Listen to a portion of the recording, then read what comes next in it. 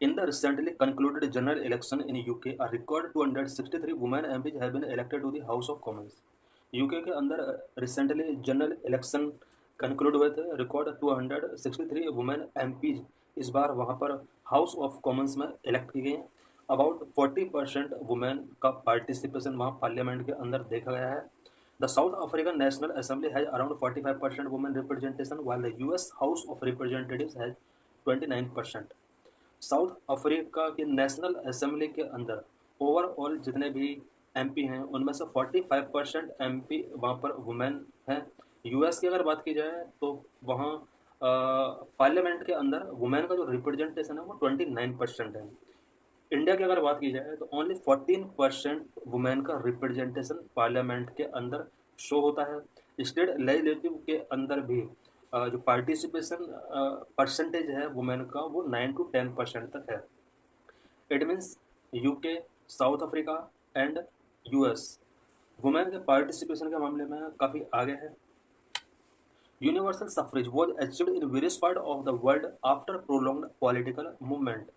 Prolonged political movement के बाद world के वेरियस कंट्रीज के अंदर यूनिवर्सल सफरेज वुमेन को दिया गया है। इट मीन्स वुमेन को वोटिंग का राइट प्रोलॉन्ग्ड पॉलिटिकल मूवमेंट के बाद बहुत सारे कंट्रीज में मिला है।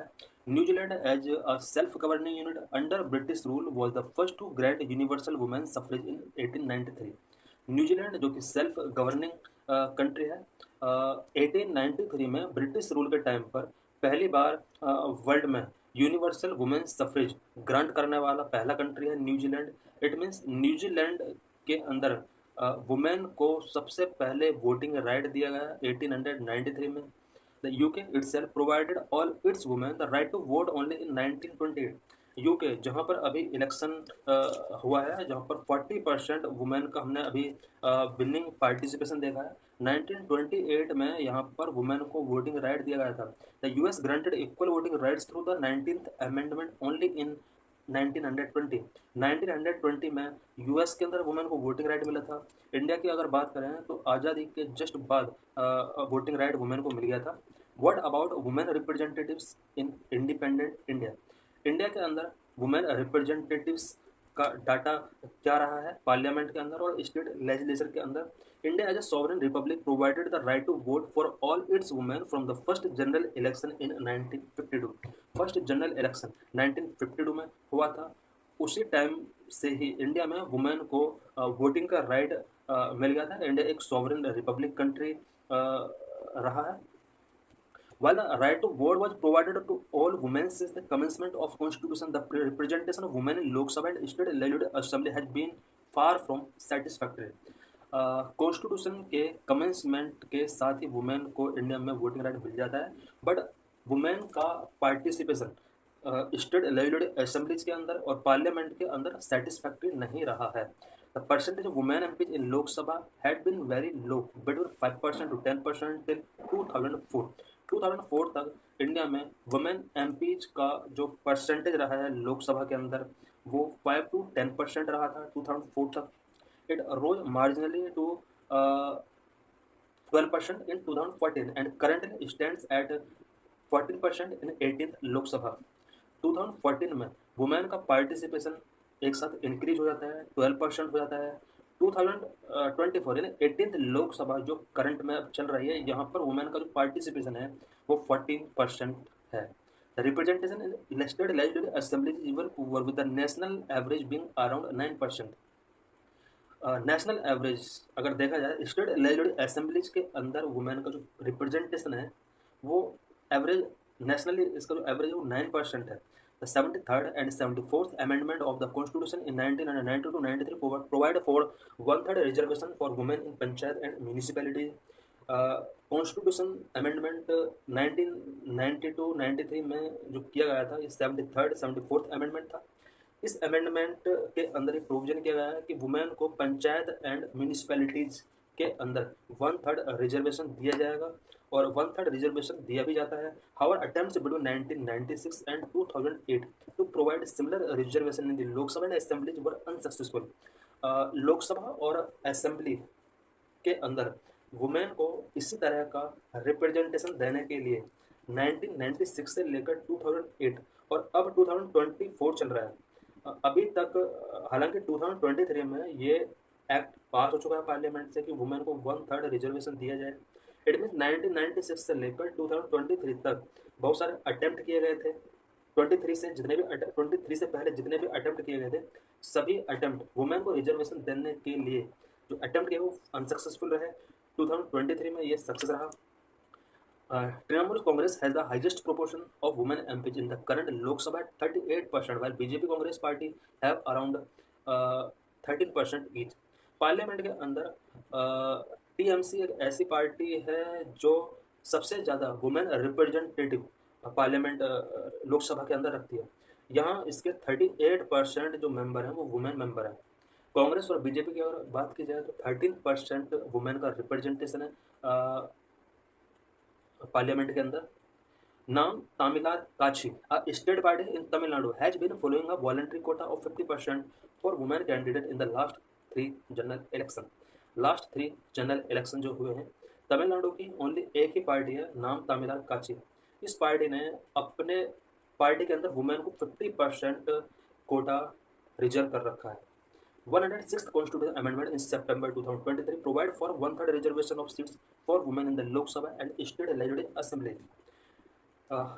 सितंबर 2023 लास्ट ईयर कॉन्स्टिट्यूशन का 106 अमेंडमेंट किया गया था, जिसमें Lok Sabha and state legislative assemblies के अंदर वुमेन के लिए 1/3 सीट्स रिजर्व करने के लिए प्रोविजन किया गया है।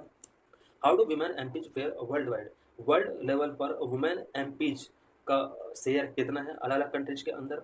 Women representation in parliament varies across different democracies, but there is a need to promote higher representation for women who constitute half of the population in all countries. All countries में women का जो population है वो half है। It means अगर India का population 145 crore है तो इसमें से हाफ पॉपुलेशन वुमेन का है। अबाउट ऑल कंट्रीज के अंदर ये नंबर होता है हाफ का, हाफ मेल होते हैं हाफ फीमेल होती हैं। बट पार्लियामेंट के अंदर वुमेन का जो रिप्रेजेंटेशन है, इट मीन डिसीजन मेकिंग में जो रोल होना चाहिए, पार्टिसिपेशन वुमेन का है वो बहुत ही कम है। The important method use across the world to ensure higher representation women are, women के रिप्रेजेंटेशन को हायर करने के लिए वर्ल्ड लेवल पर 2 टाइप के मेथड है। नंबर 1 वॉलंटरी और legislated compulsory Kota for candidates with in political party. तो पॉलिटिकल पार्टीज के अंदर वॉलंटरी और लीगलाइज कंपलसरी कोटा फिक्स कर दिया जाता है ताकि लोगों को वुमेन के लिए वोट कास्ट करने का मौका मिल सके। Number 2 quota in parliament through reservation of seats.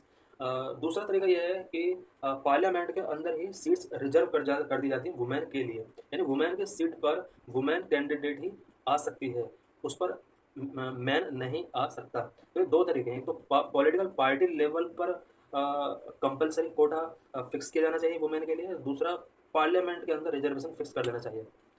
Kota within political party provide more democratic choices to voters. Voters को डेमोक्रेटिक चॉइस मिल जाती है अगर पॉलिटिकल पार्टीज के अंदर वुमेन के लिए कोटा फिक्स कर दिया जाता है। And allow flexibility to parties in choosing women candidate. Women candidate को चूज करने के लिए वोटर्स को कहीं ना कहीं एक चॉइस मिल जाती है। Country wide data on women representation. Women का जो रिप्रेजेंटेशन है अलग अलग कंट्रीज में वो 2 लेवल पर होता है। तो पार्टी के अंदर कोटा रिजर्व करके, दूसरा पार्लियामेंट के अंदर कोटा रिजर्व करके। हम यहाँ पर देख सकते हैं, यहाँ पर ये टेबल दिया हुआ है। स्वीडन के अंदर पार्लियामेंट कोटा तो नहीं है, बट पॉलिटिकल पार्टीज में स्वीडन में 46% इलेक्टेड वुमेन है। पॉलिटिकल पार्टीज में यहाँ पर वुमेन को कोटा दिया जाता है।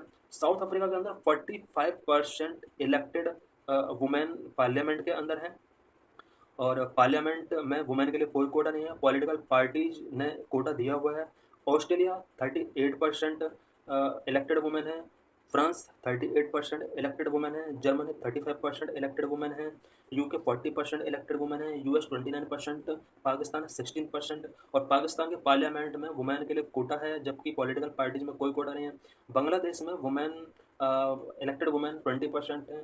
पॉलिटिकल पार्टी के लिए कोई कोटा नहीं है, बल्कि पार्लियामेंट के अंदर वुमेन रिजर्वेशन है वहाँ पर। तो इस लिस्ट में हम देख सकते हैं कि सबसे ज़्यादा वुमेन का पार्टिसिपेशन अगर है किसी कंट्री के अंदर, स्वीडन के अंदर है। What is the 106th amendment? 106th constitutional amendment in September 2023 provide for one-third reservation of seats for women in the Lok Sabha and state legislative assembly. Constitution का 106th अमेंडमेंट लास्ट ईयर सितंबर 2023 में किया गया था। इस amendment के under women's के लिए parliament के अंदर या स्टेट लेजिस्लेटिव असेंबली के अंदर वन-थर्ड रिजर्वेशन फिक्स किया गया है। This would ensure a fair representation of women in legislatures. Legislature के अंदर फेयर रिप्रेजेंटेशन होगा वुमेन का अगर ये एक्ट इम्प्लीमेंट हो जाता है। That would increase gender sensitivity in parliamentary process and legislation.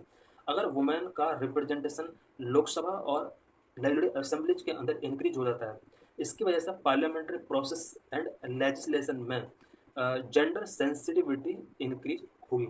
It would also hopefully increase the number of women ministers in the centre and state. Centre और state level पर women minister का भी number hopefully increase होगा। This reservation shall come into effect based on the delimitation exercise after the relevant figures of first census conducted after the commencement of this act is published. ये जो reservation women को 1/3 दिया गया है, ये act तो बन चुका है, बट ये इम्प्लीमेंट तब किया जाएगा तो डिलिमिटेशन कमीशन अपना वर्क कंप्लीट कर लेगा। क्योंकि ये जो रिजर्वेशन दिया जाएगा वो सेंसस कंडक्ट होने के बाद ही दिया जाएगा। And the census, which is overdue since 2021, should be conducted without any further delay to ensure that this reservation is implemented starting with the general elections in 2029. Census जो कि 2021 से ओवरड्यू है, इसको विदाउट डिले इसको conduct करा लेना चाहिए ताकि 2021 के जो जनरल इलेक्शन होंगे उस जनरल इलेक्शन में वुमेन के लिए रिजर्वेशन को इंश्योर किया जा सके। तो 2029 में जनरल इलेक्शन होंगे, उन जनरल इलेक्शन में वुमेन को ये 1/3 रिजर्वेशन तभी दिया जा सकता है जब ये डिलिमिटेशन एक्सरसाइज कंप्लीट हो जाएगी। अगर इसको और डिले किया जाता है तो 2029 के जनरल इलेक्शन में वुमेन के लिए 1/3 रिजर्वेशन देना बहुत ही मुश्किल हो जाएगा।